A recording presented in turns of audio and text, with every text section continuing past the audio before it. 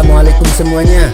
Semoga kalian semua dalam keadaan sehat dan dilancarkan rezekinya. Amin ya robbal alamin. Alkisah, Baginda Raja kedatangan seorang tamu yang merupakan sastrawan ternama dari negeri seberang. Ia bukan hanya pandai membuat syair, tapi ia juga mahir membuat pertanyaan-pertanyaan yang sangat sulit untuk dijawab. Orang tersebut bernama Hasan. Mungkin kepandaiannya setara dengan Abu Nawas. Dan tujuan Baginda Raja mengundangnya ke istana untuk mengetahui seberapa cerdiknya Hasan. Dan sebelum dipertemukan dengan Abu Nawas, Baginda Raja ingin terlebih dahulu menguji kecerdikan dan kepandaiannya. Kemudian Baginda Raja memberinya pertanyaan-pertanyaan sulit dan juga beberapa tebakan-tebakan konyol yang terkesan aneh tapi membingungkan. Akan tetapi dari semua pertanyaan yang diajukan Baginda Raja dengan mudahnya dijawab oleh Hasan. Bahkan ia tak perlu waktu lama untuk memikirkannya. Dari situlah Baginda Raja mengakui bahwa Hasan bukanlah sastrawan sembarangan. Hasan, sekarang gantian kamu yang memberikan pertanyaan. Aku ingin tahu seberapa sulitnya pertanyaanmu, pinta Baginda Raja. Baik Paduka yang mulia, apa yang paling kuat di dunia, tapi juga sangat ringan? Tanya Hasan. Mendengar pertanyaan seperti itu, Baginda Raja pun kebingungan untuk menjawabnya. Meskipun ia sudah berpikir cukup lama, namun jawabannya selalu salah. Kemudian Baginda Raja meminta kepada para menterinya untuk membantu menjawab pertanyaan tersebut. Tak tanggung-tanggung, Baginda Raja sampai rela memberikan hadiah emas berlimpah apabila ada menterinya yang berhasil menjawab. Namun tidak ada satupun menteri istana yang berani mengajukan jawabannya. Pasalnya, apabila jawabannya salah, tentu ia akan dihukum oleh Baginda Raja. Dasar, menteri macam apa kalian? Masa tidak ada yang bisa? Gerutu Baginda Raja. Lalu salah satu menterinya berkata, "Wahai Paduka yang mulia, bukankah ini keahlian Abu Nawas? Saya yakin hal ini pasti mudah baginya." Baginda Raja membalas, "Kalau itu aku sudah tahu. Aku ingin memberi kesempatan kepada kalian, tapi ternyata kalian semua adalah menteri yang bodoh," sesal Baginda Raja. Kemudian untuk mengobati kekecewaannya, Baginda Raja segera perintahkan beberapa pengawal untuk memanggil Abu Nawas.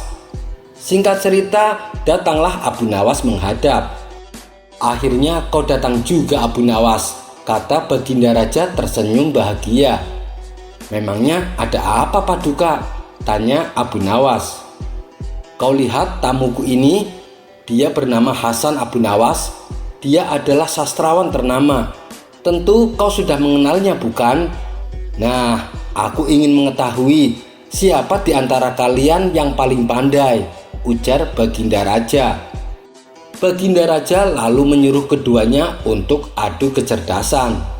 Hasan yang merasa namanya lebih tersohor ketimbang Abu Nawas tak semudah itu mau melakukannya, sebab ini menyangkut harga diri dan kehormatan dirinya sebagai sastrawan paling terkenal.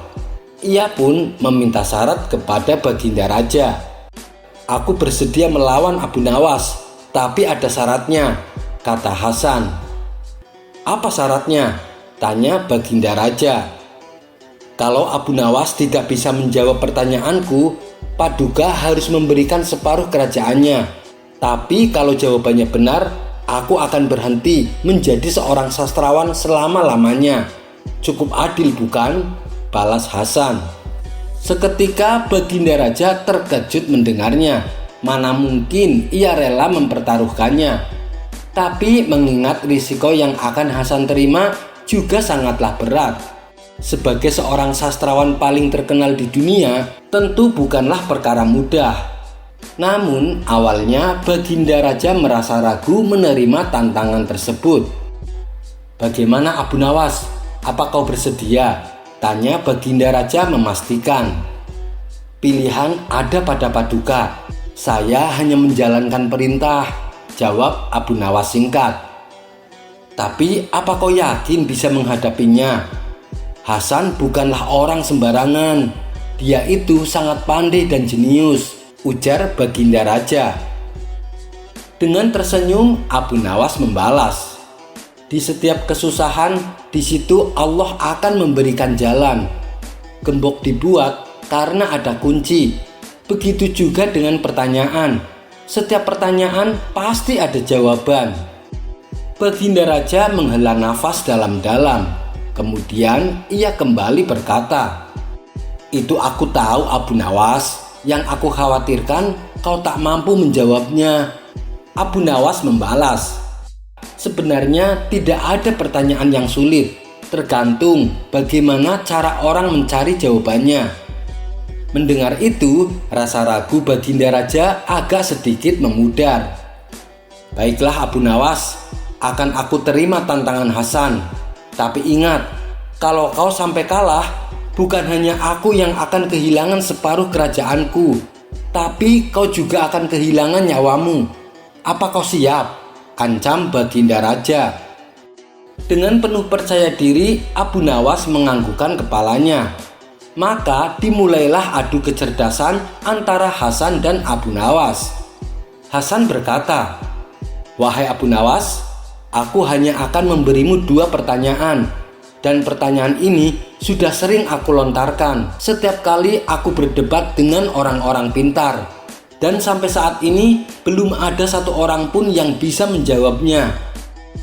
Baginda Raja yang sedari tadi mendengarkan kembali dibuatnya menjadi cemas. "Waduh, apa mungkin Abu Nawas bisa?" pikirnya dalam hati. Akan tetapi keputusan sudah diambil. Apapun yang terjadi, Baginda Raja harus menerimanya. Kemudian Hasan mulai memberikan pertanyaan. "Apa yang paling kuat di dunia, tapi sebenarnya sangat ringan?" tanya Hasan. Namanya saja Abu Nawas, bukannya menjawab pertanyaan tapi malah bersiul. Ia bahkan meniup-niupkan tangannya beberapa kali. "Hei Abu Nawas, berikan jawabanmu," kata Baginda Raja tak sabar. "Jangan khawatir Paduka, barusan saya sudah menjawabnya," balas Abu Nawas. Hasan yang bingung dengan maksud Abu Nawas segera bertanya kepadanya, "Yang mana jawabanmu? Bersiul maksudmu? Atau meniup-niupkan tanganmu?" tanya Hasan tak mengerti. "Iya, itu keduanya adalah jawabanku. Karena jawabannya adalah udara. Kau lihat sendiri kan, aku dengan mudah mengeluarkan udara dari mulutku. Dan sewaktu aku meniup tanganku, udara terasa sangat ringan, bahkan tanpa beban. Tapi meski demikian, udara bisa menghancurkan segalanya. Badai angin sanggup merobohkan istana. Angin topan bisa membuat porak-poranda seluruh desa. Dan adanya ombak laut yang besar itu juga karena faktor udara.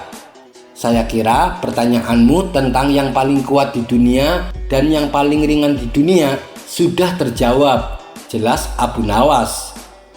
"Kau benar Abu Nawas. Aku salut dengan kecerdasanmu. Sekarang pertanyaan terakhir.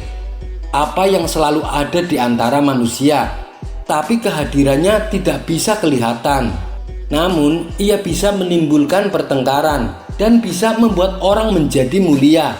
Apakah itu?" tanya Hasan melanjutkan. Dengan entengnya Abu Nawas membalas, "Janji, itulah jawabannya." "Oh ya? Bisa kau jelaskan?" pinta Hasan. "Janji selalu ada di antara manusia. Ketika ditepati akan membuat orang terhormat dan mulia. Akan tetapi ketika dikhianati akan menimbulkan permusuhan dan pertengkaran," terang Abu Nawas. Hasan pun berdecak kagum dengan kepandaian yang dimiliki Abu Nawas. "Kau memang cerdas Abu Nawas. Mungkin sudah saatnya bagiku untuk menanggalkan kedudukanku sebagai sastrawan nomor 1 di dunia. Aku juga merasa bahwa aku sudah tua. "Hanya kau yang berhak menggantikan posisiku," kata Hasan memuji Abu Nawas. Sementara Baginda Raja bisa bernafas lega karena berkat kecerdikan Abu Nawas ia tidak jadi kehilangan separuh kerajaannya.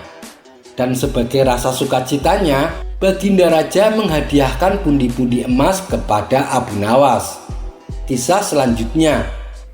Tahukah kalian, jika dahulunya binatang memiliki kemampuan untuk berbicara selayaknya manusia.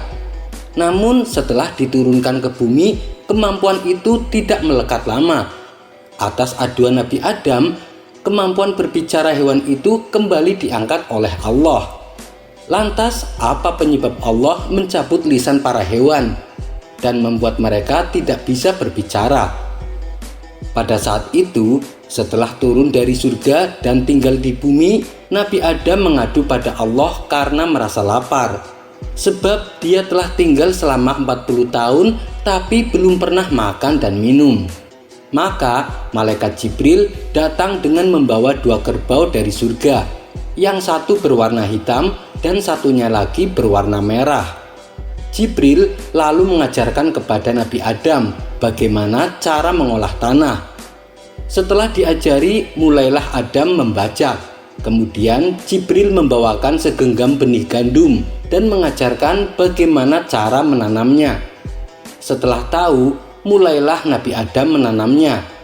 Ketika Nabi Adam sedang sibuk membajak tanah, tiba-tiba salah satu dari 2 kerbau itu diam. Nabi Adam kemudian memukulnya dengan cemeti yang ada di genggaman tangannya. Lalu Allah menjadikan kerbau itu bisa berbicara sehingga ia berbicara kepada Adam. "Mengapa engkau memukulku?" Adam menjawab, "Karena engkau membangkang kepadaku." Dengan tenang, kerbau itu berkata kepada Adam, "Betapa lembutnya Allah kepadamu karena dia tidak memukulmu ketika engkau membangkang kepadanya." Maksudnya ketika Nabi Adam bersalah memakan buah khuldi. Akibat omongan kerbau ini, Nabi Adam menangis seraya berkata, "Wahai Tuhanku, semua benda mengejekku, hingga binatang-binatang sekalipun." Dan atas kejadian ini, Allah menyuruh malaikat Jibril untuk mengusap lisan binatang agar tidak bisa berbicara. Itulah asal muasal mengapa hewan tidak bisa berbicara. Saat ini memang beberapa hewan masih ada yang bisa berbicara, namun mereka hanya menyampaikan kata-kata yang sudah dilatih oleh pemiliknya dan bukan merespon dengan akurat selayaknya manusia. Kisah selanjutnya. Khalifah ketiga, yakni Umar bin Khattab, kala itu sedang berkumpul dengan beberapa orang dalam suatu kesempatan. Tiba-tiba saat itu ada seorang lelaki yang lewat di hadapan mereka. Di pundak lelaki tersebut ada seorang anak yang sedang dipanggulnya. Melihat lelaki dan bayinya tersebut, Umar berkata, "Aku tak pernah menjumpai gagak satu dengan gagak yang lain semirip lelaki ini dengan anaknya." Ucapan ini menggambarkan betapa hitam kulit mereka berdua. "Wahai Amirul Mukminin, ibu anak ini melahirkannya dalam keadaan sang ibu telah meninggal dunia," balas lelaki itu mengabarkan sejarah lahirnya anak yang dipanggulnya itu. "Kenapa bisa demikian? Coba ceritakan kepadaku tentang hal itu," pinta Umar bin Khattab. Lelaki itu lantas bercerita. Pada suatu ketika saat istrinya sedang mengandung anak tersebut, ia akan berangkat untuk mengikuti sebuah peperangan. Ketika akan pergi meninggalkan istrinya, ia berpesan, "Wahai istriku, janin yang ada dalam kandunganmu aku titipkan kepada Allah." Sayangnya, ketika ia selesai berperang dan kembali ke rumahnya, terdengar kabar duka. Lelaki itu mendapat kabar bahwa istrinya telah meninggal. Hingga pada suatu malam, ia bersama para sepupunya sedang duduk-duduk di makam kuburan. Tiba-tiba, ia melihat di area pemakaman istrinya ada sebuah cahaya yang mirip lampu. Ia pun bertanya kepada sepupu-sepupunya itu. Mereka menjawab tidak tahu menahu ihwal cahaya itu. Justru mereka mengabarkan Setiap malam mereka melihat cahaya itu selalu bersinar di kuburan istrinya. Lelaki itu lantas bergegas mengambil kapak dan berangkat menuju kuburan istrinya. Sesampainya di sana, tiba-tiba kuburan itu terbuka dan ia melihat ada seorang bayi berada dalam pangkuan istrinya. Begitulah kisah ajaib yang dialami oleh seorang yang berjihad di jalan Allah dan menitipkan anaknya kepada Allah. Lewat kisah yang termaktub dalam kitab Uyun Al-Hikayat, kita bisa mengambil banyak pelajaran. Salah satunya adalah tentang amanah dalam menerima titipan atau menjalankan tugas.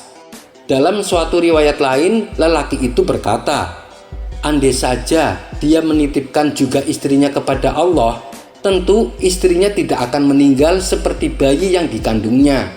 Wallahu a'lam bishawab. Kisah selanjutnya. Alkisah, di Irak ada seorang pegulat terkenal dan tangguh yang tak terkalahkan. Namanya adalah Abu Qasim. Tak seorang pun yang dapat mengalahkannya, sehingga ia kesulitan mencari lawan tandingnya. Pada suatu hari, sang raja mengadakan sayembara adu gulat dengan hadiah besar melawan pegulat tangguh yang bernama Abu Qasim. Tiba-tiba ada seorang lelaki tua mendaftarkan dirinya sebagai lawan gulat menantang Abu Qasim. Singkat cerita, hari yang ditentukan pun telah tiba. Abu Qasim dengan gagahnya dielu-elukan oleh pendukungnya. Abu Qasim lalu maju ke arena pertandingan. Tak dinyana sebelum pertandingan, lawan tarungnya berkata, "Wahai Abu Qasim, aku tahu engkau adalah seorang pegulat yang tangguh. Tak sembarangan orang bisa mengalahkanmu, tapi kali ini mengalahlah demi keadaanku," pinta lelaki tua yang menjadi lawan tandingnya. "Apa maksudmu?" tanya Abu Qasim keheranan. "Begini wahai Abu Qasim, aku adalah dzurriyyat Rasulullah. Aku dan keluargaku hidup dalam serba kekurangan. Kami kelaparan. Namun begitu mendengar ada sayembara yang menjanjikan hadiah besar, aku nekat mengikutinya. Sebab keluargaku tertimpa musibah. Aku memohon kepadamu wahai Abu Qasim agar engkau bersedia mengalah untukku kali ini saja." Mendengar penuturan tulus itu, Abu Qasim pun merasa iba. Kecintaannya yang serba besar terhadap Rasulullah mengalahkan rasa ego dan reputasi karirnya yang bersinar cemerlang. Akhirnya pertandingan pun dimulai. Baru ronde pertama, Abu Qasim yang seorang pegulat tangguh itu bertekuk lutut menyerah di hadapan kakek tua. Hal itu pun membuat para penonton merasa keheranan. Bagaimana mungkin sang pegulat tangguh kalah bertarung dengan lelaki tua yang tampak tak berdaya. Walhasil hadiah itu diserahkan kepada kakek tua. Baginda Raja yang merasa tak percaya dengan apa yang dilihatnya memanggil Abu Qasim dan menanyakan perihal kekalahannya. "Wahai Abu Qasim, kenapa kau bisa kalah dengan lelaki tua itu?" Abu Qasim menjawab, "Aku memang sengaja mengalah demi cintaku terhadap kakeknya." Pada malam harinya, Abu Qasim bermimpi bertemu dengan Rasulullah. Dalam mimpinya, Rasulullah mendekap dan mencium Abu Qasim seraya berkata, "Abu Qasim, lantaran engkau telah menolong cucuku, aku mencintaimu dan Allah pun mencintaimu. Ketahuilah wahai Abu Qasim, sejak malam ini Allah angkat derajatmu menjadi walinya, waliyun min auliyaillah, golongan para kekasih Allah." Begitulah awal kisah seorang Abu Qasim yang kemudian dikenal sebagai wali dan sufi kenamaan. Namanya pun berganti dengan sebutan Imam Junaid al-Baghdadi. Kisah selanjutnya. Isaf dan Nailah merupakan dua anak manusia yang hidup pada zaman jahiliyah. Namun mereka melakukan maksiat di tempat yang suci. Allah pun mengubahnya menjadi sebuah patung. Lantas apa yang dilakukan keduanya sehingga Allah murka dan mengubah mereka menjadi patung? Kisah berawal dari Isaf dan Nailah yang merupakan pasangan kekasih yang saling mencintai. Keduanya telah berjanji untuk terus bersama dan tak terpisahkan. Meskipun saling mencintai, orang tua mereka tak merestui dan melarang hubungan tersebut. Hal ini membuat Ishaf dan Nailah merasa gundah. Mereka bingung dengan apa yang harus dilakukan. Sampai akhirnya Ishaf terpikirkan suatu rencana agar mereka bisa bertemu. Rencana pun telah tersusun dengan rapi. Mereka sepakat untuk bertemu pada bulan haji saat kota Mekah tengah ramai. Hal ini untuk mengelabui kedua orang tuanya agar tak mengetahui pertemuan antara Ishaf dan Nailah. Setelah itu, sampailah musim haji dan kemudian mereka bertemu dan menghabiskan waktu bersama. Ketika malam tiba, mereka berada dalam Ka'bah. Keimanan yang lemah kemudian membuat mereka tergoda oleh godaan setan, sehingga perbuatan yang tak semestinya dan dicela dilakukan oleh keduanya. Allah pun menjadi murka, kemudian menurunkan azab kepada mereka. Mereka oleh Allah dikutuk menjadi sebuah patung. Patung Ishaf tersebut kemudian diletakkan di Bukit Safa, sementara patung Nailah diletakkan di Bukit Marwah dengan tujuan untuk menjadi pengingat bagi kaum muslimin. Pada awalnya kedua patung tersebut dijadikan sesembahan oleh para kaum kafir Quraisy. Mereka menyembelih kurban di sisi keduanya. Hingga pada masa Amr bin Luhai berkuasa, dua patung tersebut sempat diletakkan di Ka'bah dan meminta masyarakat untuk menyembahnya. Kemudian patung berhala yang sebelumnya berada di Mekah tersebut dihancurkan oleh Rasulullah dengan menggunakan sebuah tongkat. Kisah selanjutnya. Dikisahkan pada zaman dahulu, hiduplah keturunan Nabi Adam dan Siti Hawa yang lahir dengan keanehan fisik. Dialah wanita yang bernama Unuk bin Adam. Selain memiliki keanehan fisik, Unuk juga gemar melakukan perbuatan zina dengan lelaki yang berasal dari kelompok Qabil. Saking tidak terhitung jumlah lelaki yang pernah berzina dengannya, Unuk pun hamil tanpa diketahui siapa pria yang merupakan ayah dari janin yang dikandungnya. Anak itu pun lahir dengan diberi nama Auj bin Unuk, putra yang dinasabkan kepada ibunya karena tidak tahu siapa ayahnya. Meskipun sudah melahirkan anak, Unuk tidak berhenti kecanduannya melakukan perbuatan zina. Hingga akhirnya Siti Hawa berdoa kepada Allah supaya Unuk dilenyapkan saja. Tak lama kemudian Unuk tewas karena diterkam singa berukuran gajah. Kematian Unuk membuat Auj tumbuh besar tanpa asuhan siapapun. Seiring berjalannya waktu, Auj tumbuh dewasa secara tidak lazim. Tubuhnya besar dan tinggi menjulang, bahkan melebihi kakeknya sendiri, yakni Nabi Adam alaihissalam, di mana tinggi Nabi Adam adalah 60 hasta atau setara 30 meter. Sedangkan Auj memiliki tinggi 23.000 hasta dan lebar 330 hasta. Usianya sendiri mencapai 3.600 tahun dan ia hidup melewati 3 zaman kenabian, Nabi Adam, Nabi Nuh, dan Nabi Musa. Tubuh raksasanya mendatangkan keberkahan tersendiri bagi Auj. Ketika ingin istirahat, dia duduk di atas sebuah gunung. Ketika lapar, maka tangan Auj akan mencapai dasar laut untuk menangkap banyak ikan yang besar-besar.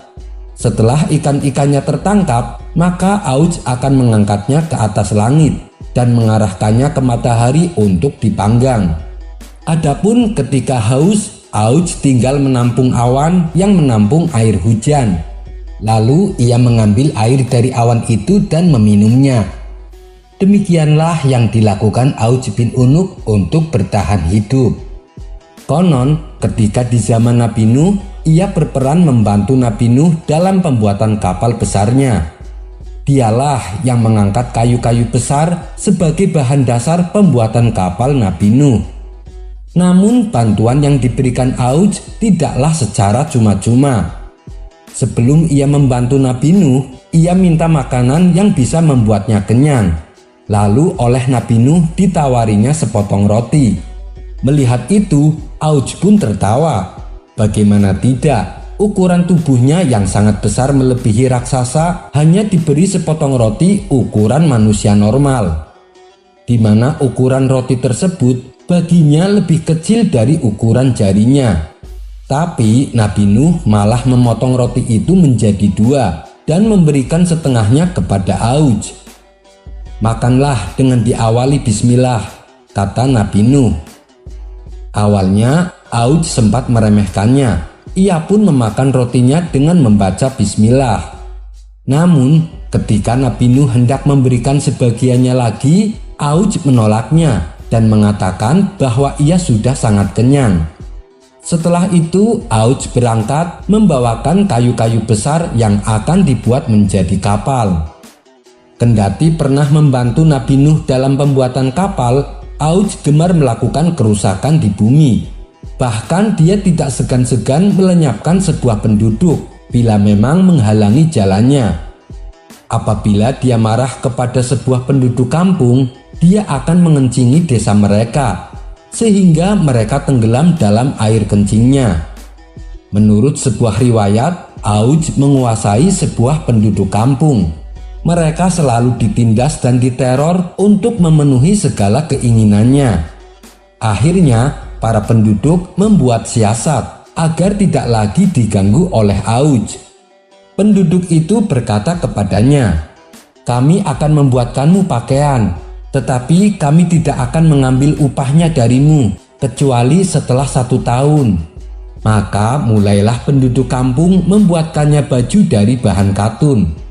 Setelah selesai, mereka memakaikan baju itu kepadanya. Kemudian Auj pergi meninggalkan mereka. Dan sejak saat itu, setiap kali Auj punya maksud lewat ke kampung mereka, dia ingat akan hutangnya. Maka dia pun tidak jadi datang karena takut ditagih. Dan berkat siasat tersebut, Auj tidak pernah lagi mendatangi perkampungan mereka. Ketika Nabi Nuh telah selesai membuat kapal, pertanda banjir besar pun mulai datang. Nabi Nuh dan keluarga beserta pengikutnya yang beriman diizinkan masuk ke dalam kapal. Begitu pula dengan binatang yang berpasang-pasangan. Sementara orang-orang kafir yang dilaknat tidak diperkenankan masuk ke dalam kapal. Adapun Auj, ia sempat meminta masuk, namun Nabi Nuh dengan tegas menolaknya, karena Auj termasuk orang-orang yang dilaknat. Maka Nabi Nuh pun pergi berlayar di tengah-tengah banjir besar yang melanda, meninggalkan Auj yang penuh amarah. Tanpa diduga, air banjir yang hampir menutupi separuh bumi ternyata bagi Auj hanya setinggi lututnya. Singkat cerita, sampailah Auj di zaman Nabi Musa alaihissalam. Kala itu, Nabi Musa sedang berperang untuk membebaskan kaum Bani Israel dan membawa kaumnya ke negeri Palestina. Namun, saat hendak memasuki Palestina, mereka mendengar sosok bernama Auj yang memimpin kerajaan Ariha. Ariha adalah sebuah kerajaan yang berada di dalam negeri Palestina, di mana kerajaan tersebut dipimpin oleh raksasa yang bernama Auj bin Unuk. Kemudian, sebelum Nabi Musa memasukinya, beliau mengutus beberapa orang untuk menyelinap ke dalamnya. Naasnya, utusan Nabi Musa ini ketahuan dan langsung ditangkap, lalu dihadapkan kepada rajanya. Mereka pun diinterogasi oleh Auj tentang siapa mereka dan berapa jumlahnya. Mereka menjawab bahwa mereka adalah kaum Nabi Musa, Nabi utusan Allah Subhanahu wa Ta'ala. Lalu Auj membebaskan mereka dengan tujuan agar dapat menceritakan kekuatan dan kebengisan sang raja. Berharap Nabi Musa dan kaum Bani Israel akan ketakutan dan mengurungkan niatnya untuk memasuki negeri Palestina. Setelah menceritakan tentang Auj bin Unuk kepada Nabi Musa, mereka memutuskan mundur dari perang. Bahkan diduga utusan Nabi Musa yang sempat tertangkap telah membocorkan strategi perang Bani Israel kepada Auj bin Unuk. Lalu Allah Subhanahu wa Ta'ala membuat mereka linglung selama 40 tahun akibat pengkhianatannya tersebut. Setelah 40 tahun pasca kejadian penawanan, Nabi Musa beserta pasukannya menyerang kerajaan Ariha yang dipimpin oleh Raja Auj bin Unuk. Ketika kedua pasukan berhadap-hadapan, Auj mencari batu besar untuk menimpakan kepada pasukan Nabi Musa. Di saat itulah Allah mengirim burung besar yang menurut riwayat adalah burung hudhud untuk membantu Nabi Musa dan pasukannya. Burung ini kemudian melemparkan batu cengkeramannya ke leher Auj yang membuat Auj menjadi limbung seketika. Melihat kesempatan ini, Nabi Musa segera meloncat setinggi-tingginya dan memukul mata kaki Auj dengan tongkatnya. Benturan keras yang dihujamkan membuat Auj jatuh tersungkur. Lalu Nabi Musa langsung membunuh Auj menggunakan tongkat yang dipegangnya. Auj bin Unuk pun tewas seketika. Dengan demikian berakhirlah kiprah sosok raksasa yang bernama Auj bin Unuk, di mana ia telah menjalani kehidupan melewati 3 zaman kenabian.